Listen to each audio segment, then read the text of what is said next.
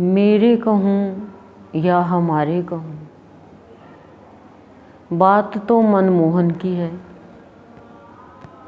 आप सोच रहे होंगे कि गुरुदेव को आज मनमोहन क्यों कह रहे हैं, क्योंकि गुरुदेव ने हमारे मन और तन को मोहित कर लिया,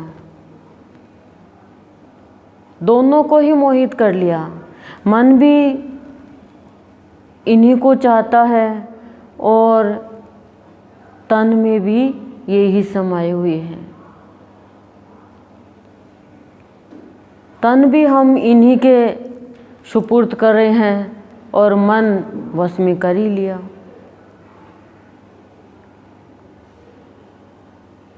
जो कि हमारे सारे जो गृहस्थ कर्म हैं,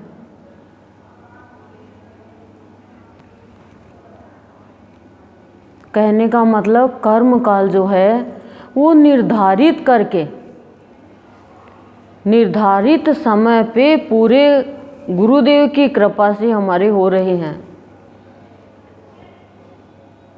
जब हम सत्संग में आते हैं तो अनुभव होता है हमें, नहीं तो हम क्या करते, इन्हीं काम में फंसे रहते, रोते रहते, परेशान रहते कि काम से थक गए, कैसे काम होगा। लेकिन सत्संग में आना है, कोई विशेष प्रोग्राम चलता है सत्संग का, तो हम कई बहनों से सुनते हैं कि हमारा काम तो आज तो बहुत लेट होने वाला था और गुरुदेव की कृपा से बहुत जल्दी हो गया। ये भी जल्दी खाना खाने के लिए आ गए, नौकरानी भी जल्दी आ गई और पता नहीं कैसे फटाफट सारा काम हो गया। और कई बार सत्संग से जाने के बाद में कहते हैं आधी घंटा का काम 10 मिनट में ऐसे हो गया जैसे 2 हाथ नहीं 10 हाथ काम कर रहे हो। कैसे हमारे सारे कार्य निर्धारित समय पर गुरुदेव करते हैं, हम सोच भी नहीं पाते। और कैसे हम ऐसे तन से, कई बार बहनें कहती हैं मैं इतना बीमार रह के वो थी, आई तो सिर दुख रहा था, पैरों में दर्द था, चिंता थी, लेकिन यहाँ आने के बाद में पता ही नहीं कहाँ तो चिंता गई, कहाँ दर्द गया, कहाँ क्या हुआ, समझ में नहीं आया। ये सब गुरुदेव के भावों का प्रभाव है। तभी तो स्थान विशेष का महत्व बताया है।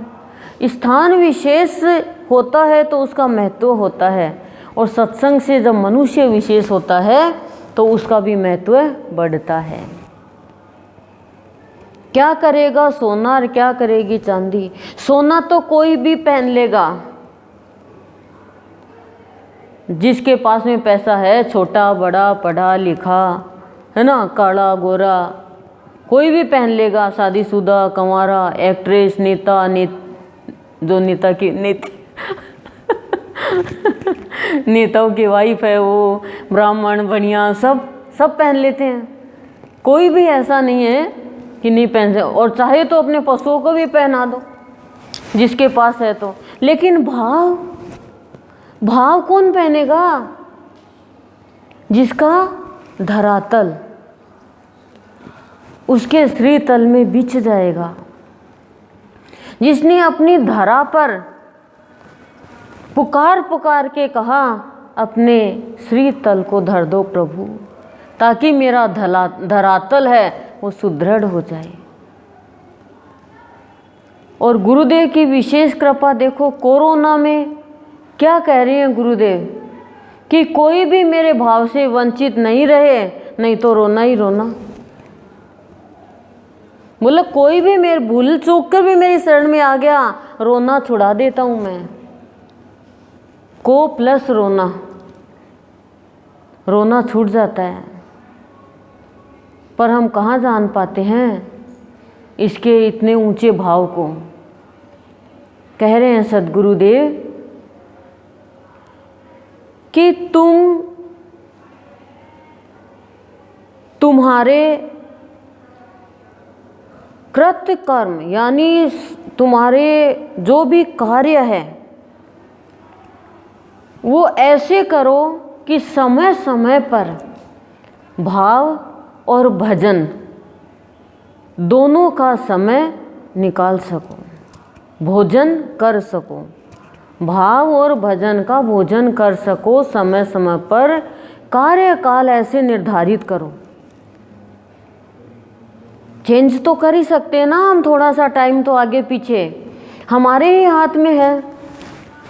कोई मंत्री होता है, कोई डिपार्टमेंट का होता है, लेकिन हर स्त्रियां गृह मंत्री होती है। चाहे कितनी भी पढ़ी लिखी हो, चाहे कितनी भी नौकरी करने वाली हो, लेकिन माँ तो स्त्री ही बनेगी, घर तो स्त्री ही चलाएगी। जो स्त्रियां घर नहीं चलाती है वो घर कहाँ चल पाता है? नौकर और नौकरानी के भरोसे कहाँ घर चलता है? तो गृह मंत्री और मंत्री का काम क्या होता है? सबकी सुनना, सबकी प्रॉब्लम सोल्व करना। तो गृह मंत्री को तो सबकी प्रॉब्लम सोल्व करनी चाहिए और घर को एकदम जचा के रखना चाहिए। कई पुरुष तो कहते हैं भाई गृह मंत्री को पूछो।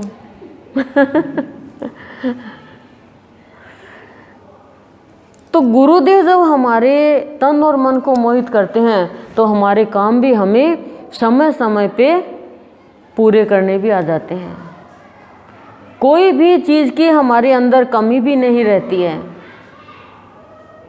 और बार बार में गुरुदेव कह रहे हैं कोई भी ऐसा कर्म मत करो कि बाद में तुम्हें रोना पड़े कोरोना के लिए। कोई भी कर्म ऐसा मत करो, प्रिकॉशंस रखो, सावधानियां रखो। यही तो कहना चाह रहे हैं ना गुरुदेव।